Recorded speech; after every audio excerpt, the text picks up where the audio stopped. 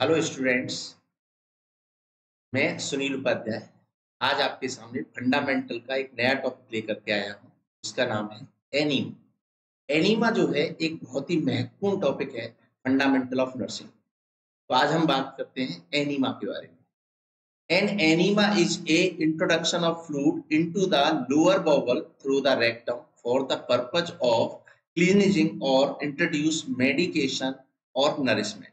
इसका मतलब ये है कि एनीमा जो है वो एक ऐसा फ्लूइड होता है जिसको रेक्टम के द्वारा लोअर बॉवल तक पहुंचाया जाता है और उसका पर्पज होता है उसको साफ करना, वहां दवाइयां पहुंचाना और वहां नरिशमेंट, यानी एक ऐसी प्रक्रिया जिसके द्वारा इंटेस्टाइन के पार्ट्स को क्लीन करना हो या फिर मेडिसिन पहुंचानी हो या नरिशमेंट देना हो, तो उस प्रोसेस को हम जो फ्लूइड हम पहुंचाते हैं उसको हम कहते हैं एनीमा। चलिए अब आगे हम बात करते हैं पर्पज, यानी जो एनीमा जो हम देते हैं उसका मेन पर्पज क्या होता है। To stimulate defecation to treat constipation, यानी कि ये मल त्याग को स्टिमुलेट करता है और कॉन्स्टिपेशन, जिस व्यक्ति को पेशेंट को कॉन्स्टिपेशन होता है उसका ट्रीटमेंट है ये एनीमा, यानी उसका इलाज करता है, कॉन्स्टिपेशन से रिलीफ करता है।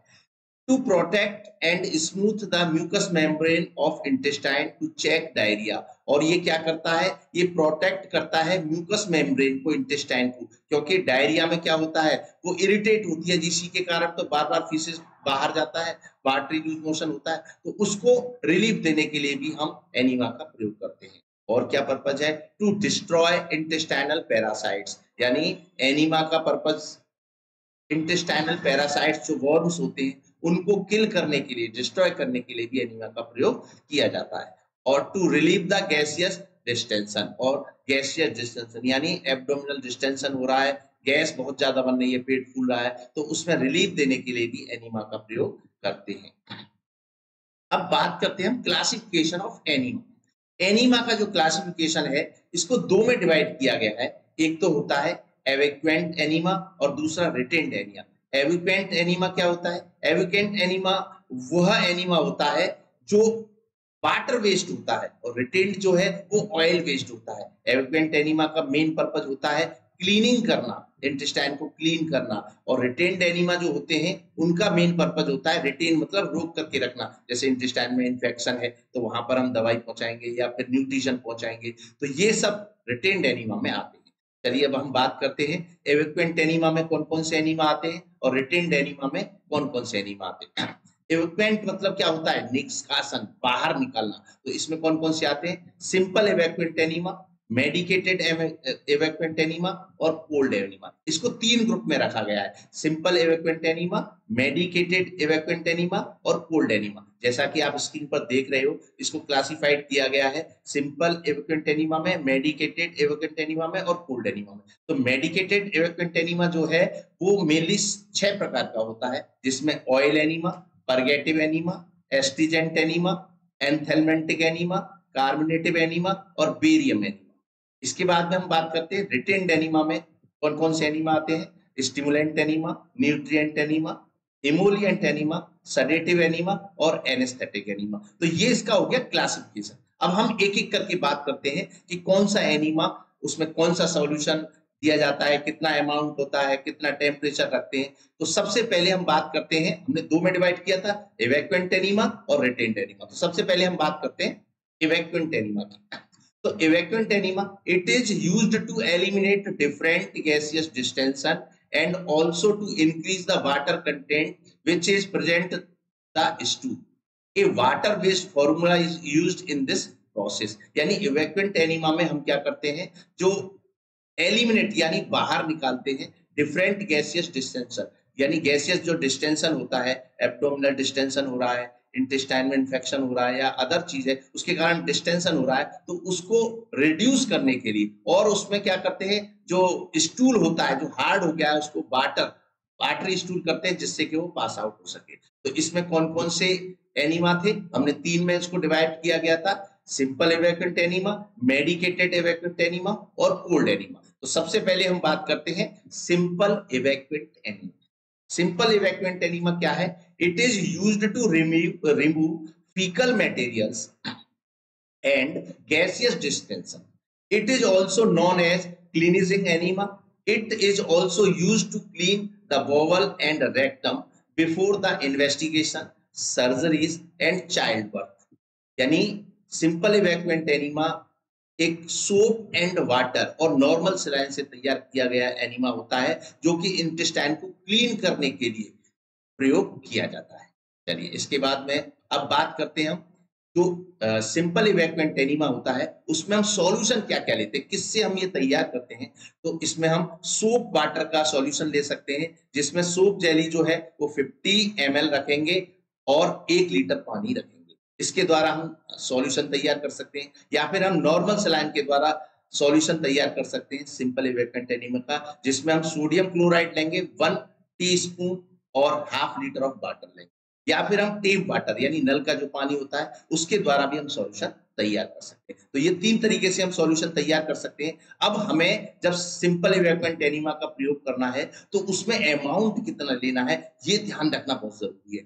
ये अमाउंट जो है वो एज के अकॉर्डिंग होता है, यानी अगर एडल्ट है तो उसमें हम 500 ml से लेकर के 1000 ml तक रख सकते हैं। अगर चिल्ड्रन है तो उसमें 250 से 500 ml यानी 250 से 500 ml तक रख सकते हैं, और इन्फेंट है तो उसमें 250 या उससे लेस कर सकते हैं। इसको भी हम अलग अलग डिवाइड कर सकते हैं कि यानी अगर चिल्ड्रन में भी है, प्री स्कूलर है, स्कूलर एज है या टोटलर है तो उसके अकॉर्डिंग भी इसको डिवाइड हम कर सकते हैं। तो उसकी जानकारी मैं आपको आगे दूंगा कि किस एज पर कितना हम रख सकते हैं। इसके बाद में हम बात करते हैं टेम्परेचर ऑफ सॉल्यूशन, यानी जो सिंपल इवैक्यूएंट एनीमा है उसका जो टेम्परेचर है हमें कितना रखना है। तो एडल्ट में अगर हम ये सॉल्यूशन है तो उसका जो टेम्परेचर है वो 105 डिग्री फ़ारेनहाइट से 110 डिग्री फ़ारेनहाइट तक रख सकते हैं, और दूसरा चिल्ड्रन है तो उसमें हम टेम्परेचर रखेंगे 100 डिग्री फ़ारेनहाइट। तो ये आपको समझ में आ गया होगा कि सिंपल इवैक्यूएंट एनीमा क्या होता है, इसमें कितना सॉल्यूशन रखना है, कितना अमाउंट रखना है और कितना हम टेम्परेचर रख सकते हैं। चलिए इसके बाद में दूसरा था medicated evacuant enema. Medicated evacuant enema जो है वो it is used to clean और stimulate the emptying of your bowel. Emptying यानी खाली करने के लिए, बोवल यानी इंटेस्टाइन को खाली करने के लिए, वो स्टिमुलेट करता है इंटेस्टाइन को खाली करने के लिए, और उस एनीमा को हम मेडिकेटेड इवैक्यूएंट एनीमा कहते हैं, जो कि 6 प्रकार के होते हैं। सबसे पहला oil enema, purgative enema, astringent enema, anthelmintic enema, carminative enema और बेरियन एनीमा, जो हम आपको अभी डायग्राम में हमने आपको जो स्क्रीन पर दिखाया था कि उसको 6 में डिवाइड किया गया है। तो चलिए अब हम बात करते हैं मेडिकेटेड इवैक्यूएंट एनीमा की, जिसमें सबसे पहला है ऑयल एनीमा। अब बात करते हैं ऑयल एनीमा क्या होता है। These are given to soften faecal matter in case of severe constipation, यानी सीवियर कॉन्स्टिपेशन की जो कंडीशन होती है उसमें फीकल मटेरियल जो है वो जब हार्ड हो जाता है, बहुत से पेशेंट बताते हैं कि उनके गांठ बन गई हैं, वो बाहर नहीं निकल रही हैं, तो उस कंडीशन में हम ऑयल एनीमा का प्रयोग करते हैं। It should be retained for half and 1 hour, half an hour यानी आधा घंटे से 1 घंटे तक इसको हम रिटेन करके रख सकते हैं, इसलिए फीसेस को सॉफ्ट करने के लिए। It should then be followed by a soap water enema to open the bubbles। और ये चीज ध्यान रखने वाली है कि ऑयल एनीमा के साथ में हम सिंपल इवैक्यूएंट एनीमा जो कि सोप और वाटर से हमने बताया था उसका प्रयोग करते हैं, क्योंकि ऑयल एनीमा देने के बाद में जब वो सॉफ्ट हो जाता है इंटेस्टाइन तो उसको क्लीन करने के लिए उसके बाद में हम सोप एंड वाटर एनीमा का प्रयोग करते हैं। चलिए अब बात करते हैं ऑयल एनीमा में हम सॉल्यूशन क्या क्या यूज करते हैं। तो इसमें सॉल्यूशन होता है ऑलिव ऑयल, ऑलिव ऑयल का प्रयोग कर सकते हैं, स्वीट ऑयल या जिंजरली ऑयल जिसको हम तिल का तेल बोलते हैं उसका प्रयोग कर सकते हैं, कैस्टर ऑयल और ऑलिव ऑयल का कंबाइंड कॉम्बिनेशन कर सकते हैं जिसमें 1:2 हमें रेशो रखना होता है, यानी कैस्टर ऑयल अगर हमने 50 ml लिया है तो ऑलिव ऑयल उसमें 100 ml लेंगे। तो इस तरीके से हम ऑलिव ऑयल का सॉल्यूशन तैयार करते हैं। अब बात करते हैं amount of solution to be used. हमने ये सॉल्यूशन ऑफ ऑलिव ऑयल का ऑलिव ऑयल से ले लिया, जिंजरली ऑयल से ले लिया या कैस्टर ऑयल ऑलिव ऑयल से ले लिया, ये कॉम्बिनेशन हमने सॉल्यूशन ऑयल एनीमा का तैयार कर लिया।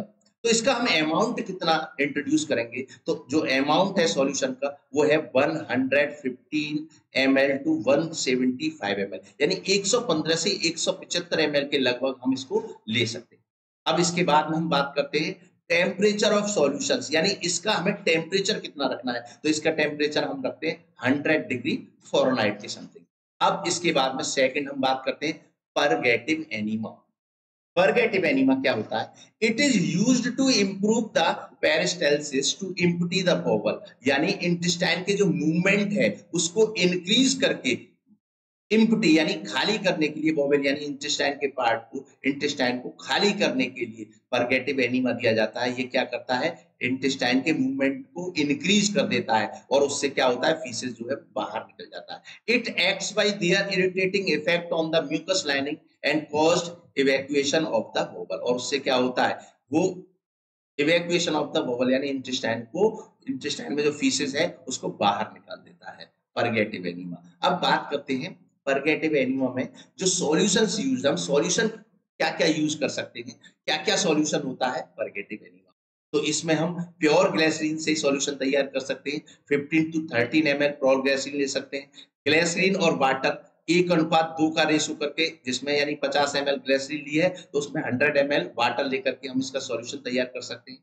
इसके बाद में हम ग्लिसरीन और कैस्टर ऑयल ग्लिसरीन को मिक्स करके बराबर बराबर अनुपात में हम सॉल्यूशन तैयार कर सकते हैं, या फिर हम मैग्नीशियम सल्फेट से भी इसका सॉल्यूशन तैयार कर सकते हैं। तो मैग्नीशियम सल्फेट का जो अमाउंट होता है वो 60 to 120 ml of sufficient amount of water dissolve, यानी 60 से लेकर के 120 ml मैग्नीशियम सल्फेट लेकर के हम उसको पानी में अच्छी तरीके से डिसॉल्व करके सॉल्यूशन तैयार कर सकते हैं। या फिर हम इन तीनों को मिला करके, यानी ग्लिसरीन को ले सकते हैं हम, और मैग्नीशियम सल्फेट को और वाटर, इन तीनों का हम रेशो 1 2 3 एनीमा लिखा हुआ है। इसका मतलब मैग्नीशियम सल्फेट लेंगे हम 30 ml, ग्लिसरीन लेंगे 60 ml और वाटर लेंगे हम 90 ml। इसके द्वारा भी हम सॉल्यूशन तैयार कर सकते हैं। तो ये हमने सॉल्यूशन ले लिया।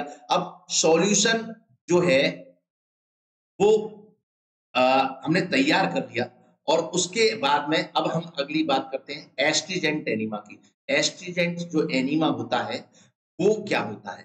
It is used to reduce the inflammation, bleeding and mucus discharge in colon, यानी एस्ट्रीजेंट एनीमा जो है वो इन्फ्लामेशन को रिड्यूस करने के लिए, ब्लीडिंग को कम करने के लिए और म्यूकस डिस्चार्ज इन कॉलन, इसको ब्लीडिंग को या म्यूकस डिस्चार्ज हो रहा है उसको कम करने के लिए हम एस्ट्रीजेंट एनीमा का प्रयोग करते हैं। It is used in colitis और डिसेंट्री, और ये हम कोलाइटिस और डिसेंट्री की कंडीशन में हम प्रयोग करते हैं एस्ट्रीजेंट एनीमा। कोलाइटिस क्या होता है? इन्फ्लामेशन ऑफ कॉलन पार्ट जो इंटेस्टाइन का होता है उसमें इन्फ्लामेशन हो जाता है, या अगर डिसेंट्री हो रही है तो उस कंडीशन में ब्लीडिंग होती है लूज वाटरी मोशन के साथ में, डिसेंट्री की कंडीशन में, तो उसमें हम एस्ट्रीजेंट एनीमा का प्रयोग करते हैं। इसके बाद में हम बात करते हैं सॉल्यूशंस की, यानी इसमें हम सॉल्यूशन क्या लेते हैं, तो इसमें हम टैनिक एसिड 2 ग्राम टैनिक एसिड को 600 ml वाटर में हम मिक्स करके इसको टैनिक एसिड के द्वारा हम सॉल्यूशन तैयार कर सकते हैं।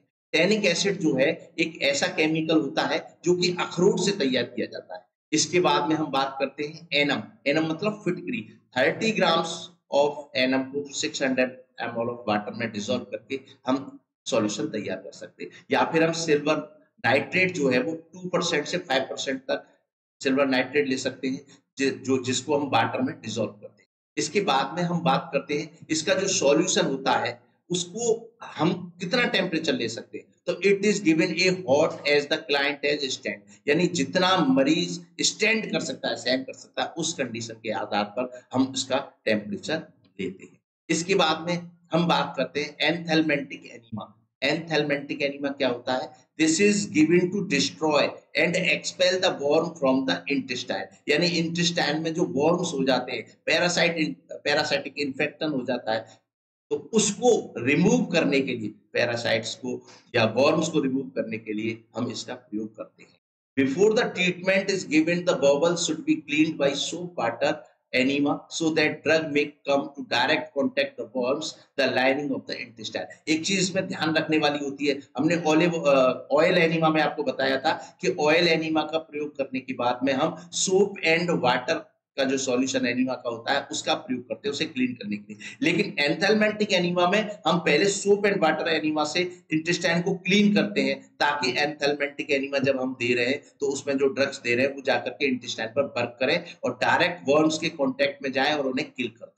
ये ध्यान रखने वाली है इसमें बिफोर और उसमें आफ्टर। इसके बाद में हम सॉल्यूशन की बात करते हैं, तो सॉल्यूशन जो है एंथेल्मेंटिक एनीमा में उसमें क्वाइशिया होता है। क्वाइशिया जो है वो एक पेड़ का नाम होता है, नीमा की छाल जिसको बोलते हैं, वो पेड़ जो होता है उसकी छाल को लेकर के उसका पाउडर जो है वो 15 ग्राम लेते हैं और उसको 600 ml ऑफ वाटर में डिसॉल्व कर लेते हैं, उसको मिक्स कर लेते हैं, उसके द्वारा हम इसका सॉल्यूशन तैयार कर सकते हैं। या फिर हाइपरटोनिक सैलाइन सॉल्यूशन के द्वारा, जिसमें हम सोडियम क्लोराइड 60 ml को 600 ml ऑफ वाटर में मिक्स करके तैयार कर सकते हैं।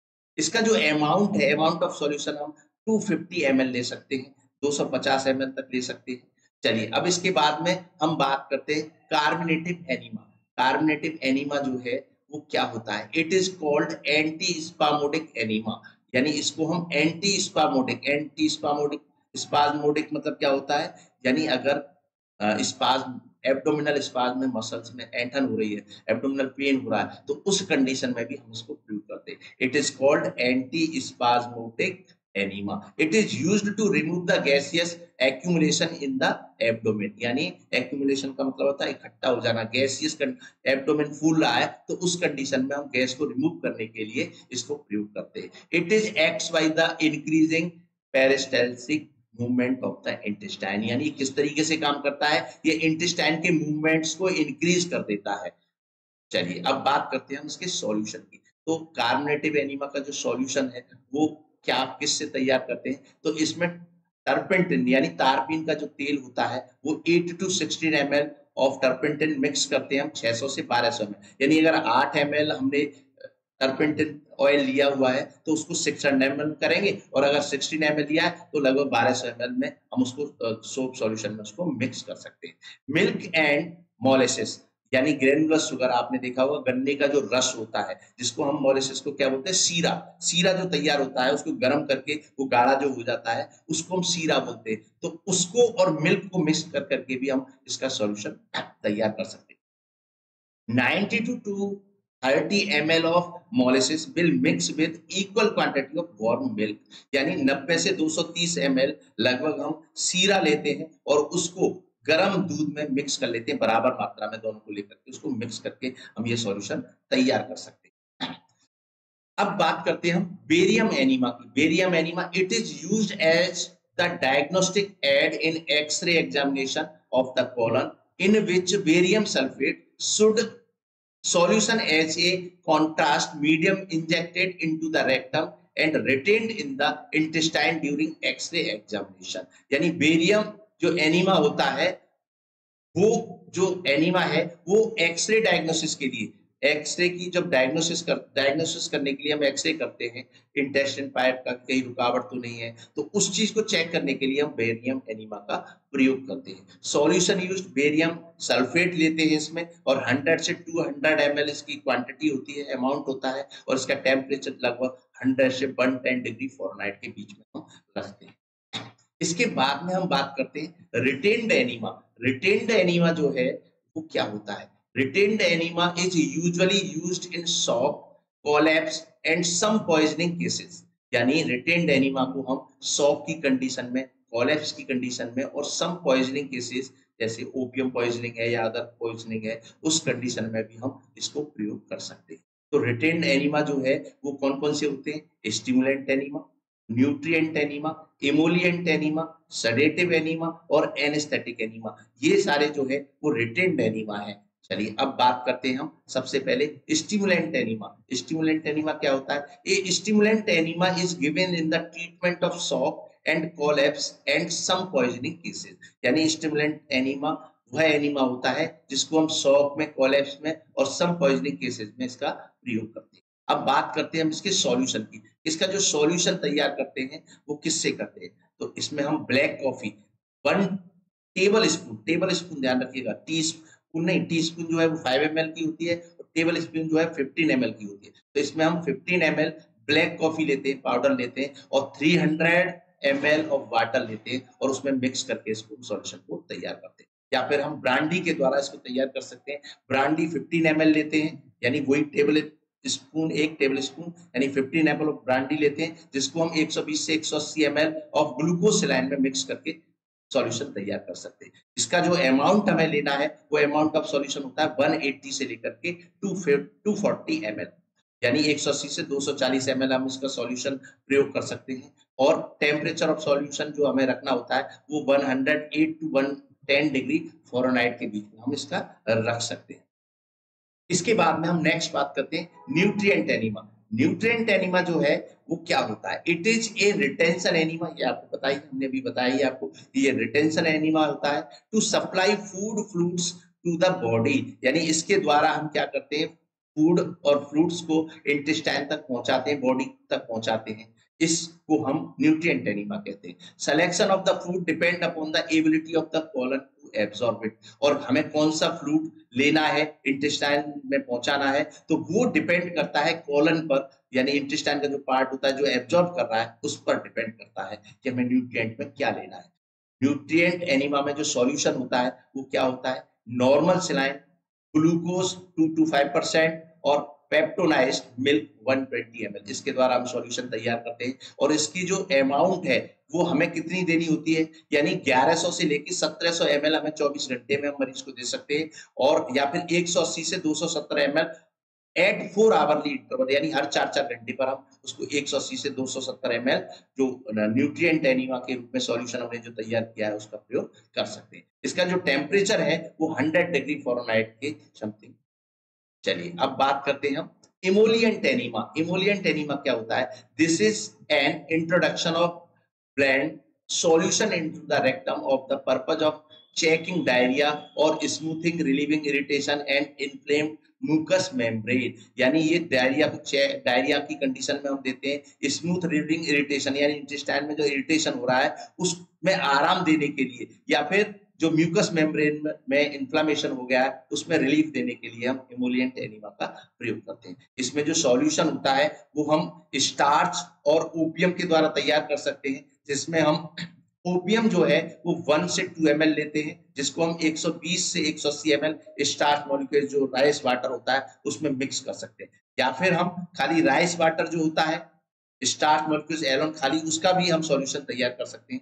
इसकी जो क्वांटिटी रखनी होती है वो अमाउंट ऑफ सॉल्यूशन होता है 120 से 180 ml तक हम ले सकते हैं, और टेम्परेचर ऑफ सॉल्यूशन जो होता है वो 100 से 105 डिग्री फ़ारेनहाइट के बीच में हम इसका टेम्परेचर रख सकते हैं।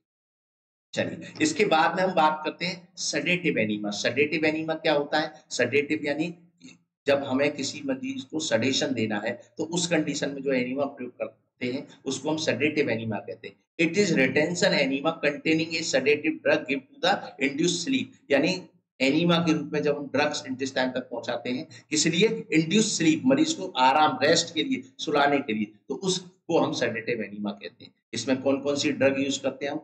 पैराल्डिहाइड, क्लोरल्डिहाइड और पोटेशियम ब्रोमाइड का हम प्रयोग करते हैं, और ये as direct ordered by the doctor, और ये जो डोज है वो डॉक्टर के ऑर्डर के अनुसार ही हम दे सकते हैं, क्योंकि ये जो ड्रग्स हैं ये कम बढ़ती थोड़ी बहुत हो जाए तो बहुत ज्यादा इफेक्ट डालती हैं, तो इसको डॉक्टर के प्रिस्क्रिप्शन के आधार पर ही हम इंड्यूस करते हैं। इसके बाद में हम बात करते हैं एनेस्थेटिक एनीमा। एनेस्थेटिक एनीमा क्या है? It is a retention enema containing an anaesthetic drug to produce anaesthesia in client, यानी एनेस्थेटिक ड्रग एक ऐसा एनीमा होता है जिसके द्वारा हम जब मरीज को एनेस्थीसिया देना होता है तो उस कंडीशन में हम एनेस्थेटिक एनीमा का प्रयोग करते हैं। इसमें कौन सी ड्रग का प्रयोग करते हैं? इसमें हम एवर्टिन लेते हैं 150 से लेकर के 300 mg पर kg बॉडी वेट के हिसाब से, जितना मरीज का वेट है उसके आधार पर हम इसको एवर्टिन को लेते हैं। चलिए इसके बाद में अब हम बात करते हैं, हमने एनीमा के बारे में आपको बता दिया, उसके टाइप्स, उसके क्लासिफिकेशन के बारे में बता दिया। अब मेन गाइडलाइंस, यानी जब हमें किसी मरीज को एनीमा देना है तो हमें किन किन चीजों का ध्यान रखना है। तो सबसे पहले एक तो रेक्टल ट्यूब जो हम कैथेटर यूज कर रहे हैं उसका साइज हर एज के अकॉर्डिंग अलग होता है। Select appropriate size of rectal tube, यानी हमें सही तरीके से रेक्टल, क्योंकि अगर इन्फेंट है तो हमें कौन सा लेना है? 12 फ्रेंच जो नंबर होता है वो 12 नंबर का लेना है। टोडलर अगर एज में है तो 12 से 14 फ्रेंच नंबर का हम ले सकते हैं। प्री स्कूलर एज है तो 14 से 16 का ले सकते हैं। स्कूल एज है तो 16 से 18 का लेते हैं। एडल्ट है तो 18 से 20 का लेते हैं। और एडल्ट में हम 22 से लेकर के 30 तक रेक्टल ट्यूब जो साइज होते हैं 22, 24, 26, 28 वो हम प्रयोग कर सकते हैं। उसके बाद में हमें दूसरी चीज ध्यान रखनी है, lubricate the catheter before inserting. जब हमें रेक्टम में एनस के द्वारा हमें रेक्टम में कैथेटर डालना है तो उसमें लुब्रिकेट का प्रयोग, ग्लिसरीन या फिर जेली का प्रयोग करना आवश्यक होता है, ताकि वहां पर वो रेक्टल में इरिटेशन पैदा ना करे, वहां पर इंजरी न करे। चलिए इसके बाद में the length of catheter should be inserted depend upon the age of patient. जिस तरीके से हमने साइज की बात की थी ऐसे ही हमें लेंथ का भी ध्यान रखना है कि कितना हमें इंसर्ट करना है उसको tube. The length of catheter should be inserted depend upon the age of patient। तो इसके लिए हम आपको बता दें कि अगर इन्फेंट है तो उसमें हम कितना रेक्टल ट्यूब को इंसर्ट करेंगे, उसमें हम इंसर्ट करेंगे 1 से 1.5 इंच, लगभग 2.5 से 3.7 इंचेस। और अगर चिल्ड्रन है तो उसमें 2 से 3 इंचेस तक, यानी 5 to 7.5 सेंटीमीटर। और इसके बाद में अगर एडल्ट है तो 3 से 4 इंच हम उसको इंसर्ट करेंगे, यानी अगर सेंटीमीटर में बात करें तो 7.5 से लेकर के 10 सेंटीमीटर। ये ध्यान रखने वाली बात होती है कि हमें कितना उसको इंसर्ट करना है एज के अकॉर्डिंग, ताकि उसको इंजरी ना हो। Select appropriate temperature and amount of solution. मैंने आपको बताया था हर एनीमा का आपको टेम्परेचर बताया और सॉल्यूशन बताया कि कितना सॉल्यूशन लेना है और कितना टेम्परेचर लेना है। तो इसका बहुत ही ध्यान रखना है कि एडल्ट में हमें जो सॉल्यूशन रखना है एनीमा का वो रखते हैं 105 से 110 डिग्री फ़ारेनहाइट, और चिल्ड्रन में 100 डिग्री फ़ारेनहाइट का टेम्परेचर रखते हैं। Amount, appropriate amount of solution. एक बार फिर दोबारा बता दूं मैं आपको कि अमाउंट का जो सॉल्यूशन है मैंने आपसे बताया था, हर एक का अलग अलग अमाउंट बताया था, और एक नॉर्मल बेस पर, एक बेसिक आधार पर मैं अब आपको बता रहा हूँ एज के अकॉर्डिंग। मैंने अभी आपको बताया था कि एज के अकॉर्डिंग मैं आपको बाद में बताऊंगा। तो एडल्ट में 750 से लेकर के 1000 ml, 1000 ml तक लेते हैं। एडल्ट सेट्स में 500 से लेकर के 750 ml लेते हैं। स्कूल एज में 300 से लेकर के 500 ml तक लेते हैं। टोडलर एज में 250 से लेकर के 300 ml तक लेते हैं। और इन्फेंट में 150 से लेकर के 250 ml तक लेते हैं। इसमें जो सामने स्क्रीन में एडल्ट आपको जो दिखाई दे रहा है वो 750 से लेकर के 100 दिखाई दे रहा है, लेकिन इसमें मिस्टेक है, ये 1000 ml है, ठीक है ना। 750 से लेकर के 1000 ml तक लेना है, ये ध्यान रखिए। चलिए अब आगे हम बात करते हैं। Provide left lateral position of during procedure. हम हमने साइज देख लिया कि कौन से साइज का कैथेटर यूज करना है और कितना इंसर्ट करना है। अब हमें ये ध्यान रखना है कि मरीज को पोजीशन कौन सी देनी है। तो provide left lateral position during procedure, यानी एनीमा हम जो है वो कौन सी पोजीशन में देते हैं, लेफ्ट लेटरल पोजीशन में देते हैं। The time of enema should be retained in the rectum. It depends on the purpose and type of enema. यानी मैंने आपको बताया था कोल्ड एनीमा जो है वो लगभग हम कितना रिटेन रखते हैं, 5 से 10 मिनट तक रिटेन करके रखते हैं। ऑयल एनीमा जो है वो कितना half an hour to 1 hour retain करके रखते हैं। और next, avoid entry of air into the rectum. ये ध्यान रखने वाली चीज है कि एयर जो है वो रेक्टम में एंटर ना करे। एनीमा देते समय हम एयर पुश नहीं करें उसमें। चलिए इसके बाद में एक height of can should be adjusted, regulate flow of the enema solution। एक अच्छी हाइट पर हमें उसको कैन को, जो एनीमा की कैन होती है उसको होल्ड करना है, और वो लगभग हम 45 सेंटीमीटर होल्ड करते हैं, एबोव यानी ऊपर रखते हैं। Make sure the whole apparatus use for the administration of enema is in a good working condition. और हमें इस बात के लिए संतुष्ट होना है ये कि हम जो भी एपरेटस जो भी यूज कर रहे हैं एनीमा में, जो भी हम इसमें यूज कर रहे हैं वो सब अच्छी कंडीशन में होने चाहिए। अब हम बात करते हैं मेथड्स, यानी मेथड्स यूज इन गिविंग एनीमास। यानी ये जो हमने इतने टाइप्स के जो आपको एनीमा बताए थे और उसके हम गाइडलाइंस बताई थी, तो अब एनीमा जो देते हैं उसमें कौन कौन से मेथड्स हम प्रयोग करते हैं। तो इसमें सबसे पहला मेथड है कैन एंड ट्यूब मेथड, जो कि सोप एंड वाटर एनीमा में हम प्रयोग करते हैं। उसके बाद में फनल एंड कैथेटर मेथड, जो है कि जैसे ऑयल एनीमा में हम प्रयोग करते हैं।